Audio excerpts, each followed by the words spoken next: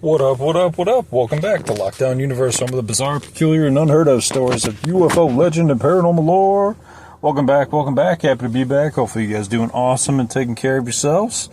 What a day, man. We've got so much information coming out, man. It's insane about just news in general, but especially just crazy, fearful news about aliens, about spaceships coming from other dimensions and like from distances far away and from like just everything you can imagine. It's just coming from everywhere. So today I wanted to talk about a really interesting concept that just came out from a NASA, an ex-NASA actually, official who worked for the propulsion systems at NASA and has his own company. So this whistleblower states that there are thousands, if not millions, of shape-shifting pieces of electronics. I don't know if that's the right word even for alien technology, but thousands to millions of small silver discs that can interchange information as well as shapeshift into its background.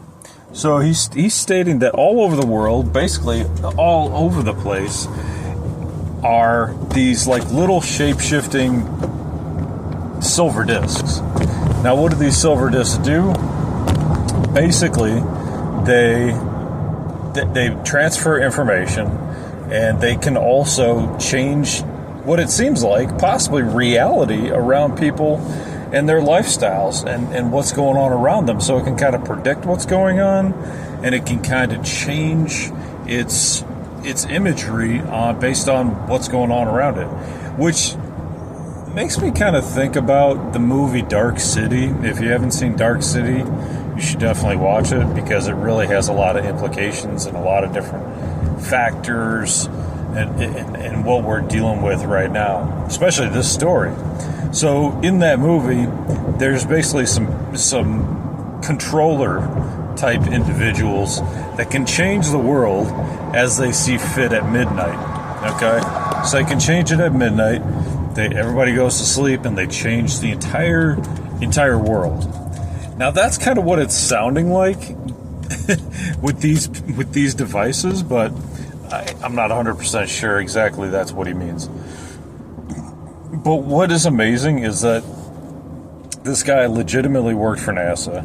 He legitimately has knowledge. He has his own company, another like JPL, Jet Propulsion Laboratory. He doesn't have that company, but he has his own, and it's very similar in its design and in its purpose. So these guys have all these companies that work as contractors for NASA, and we know that. And it's perfect for NASA because what does it do? It shields them, right? It shields their responsibility.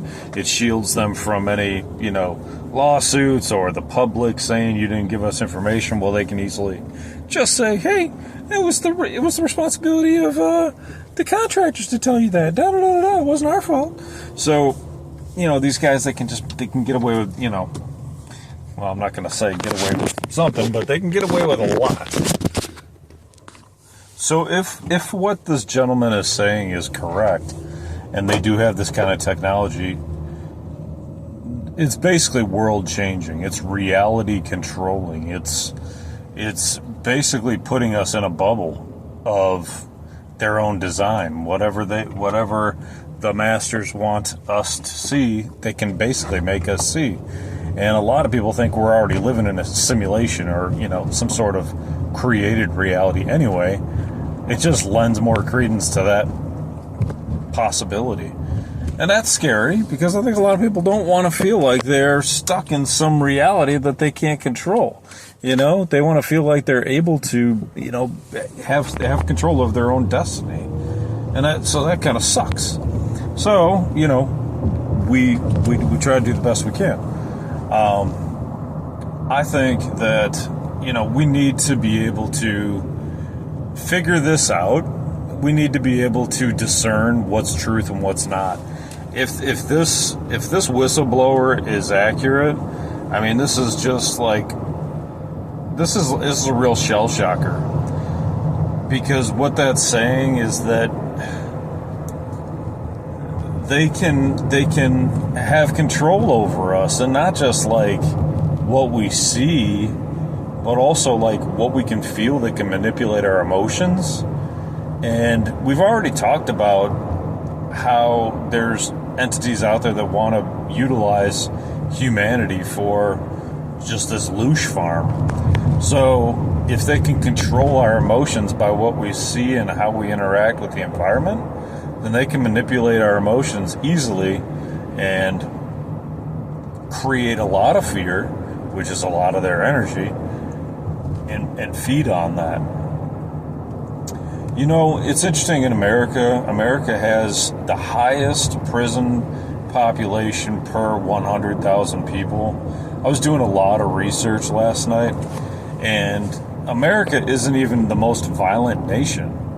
You know, we have problems, but we're not the most violent nation. We just have the most people per capita in prison. We have 751 people per 100,000. Think about how much despair, dismay, fear, abuse happens in prisons.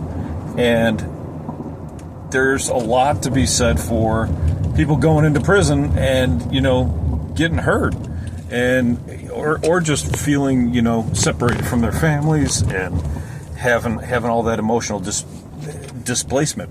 Now, when you have that, who does that feed? It feeds a lot of those Draco reptilians that are feeding off of us here on this ball. And if we're getting abused, if we're getting used, and they're manipulating even like what we're seeing, kind of like how AI can manipulate what we're seeing, then they can basically create their own food farm right here off of us. And America seems like they just signed off on it. Seems like they signed that treaty with Eisenhower, and they're feeding off of it, man. They got their technology, and they threw a bunch of people in prison, and man, they're living the dream, because the reptilians are getting all the energy they need from people being in fear of all this shit that they're putting on the news. And that's what kind of really sucks right now, is there's so much negativity, dude. So much negativity in the news. And I mean, it's just like, it's like everybody hating everybody. I mean, and let's use this example, okay? So if we're talking about the podcast being about this NASA individual stating that there's all these points and networks that are manipulating what we're seeing and what we're interacting with, then I just want to bring this up because this is a good point. TikTok is a perfect opportunity for a network to be created where they can manipulate what you see. That's exactly what they do. I'm on it, so I know about it. I use it all the time. And so what happens is we see a lot of individuals being catered to by this company. What do I mean? I mean that the company takes the little pieces of information that you watch, and it curtails all that information to you. And it's supposed to be it's curtailed information for you, but it might not necessarily be, right? Because they control what you see in the For You page. If you haven't used TikTok, basically you're just flipping your finger up, and every time you flip your finger up, it's a new video from a new person. Sometimes you might get repeat people, not necessarily repeat videos, but repeat different videos from the same person. But a lot of times it's a new person, and a lot of times it's people you subscribe to or a topic that you're interested in. Okay, now a lot of times what happens is that like it'll eventually bend itself towards some fear-based model, whether it's news, whether it's somebody presenting the news themselves, which is also fear-based, and just a lot of negativity on there, okay? Besides whatever video there is on there, there are comment sections, right? Just like Facebook, but the comment sections are way longer because there's way more views than Facebook. So you got hundreds, if not thousands, of people commenting on certain videos, and it's just a nonstop hate feed, man. It's like a pretty hate machine, like Nine Inch Nails was talking about. And I think that these software, these apps are creating like a beautiful source of food if you are feeding off the fear of humans.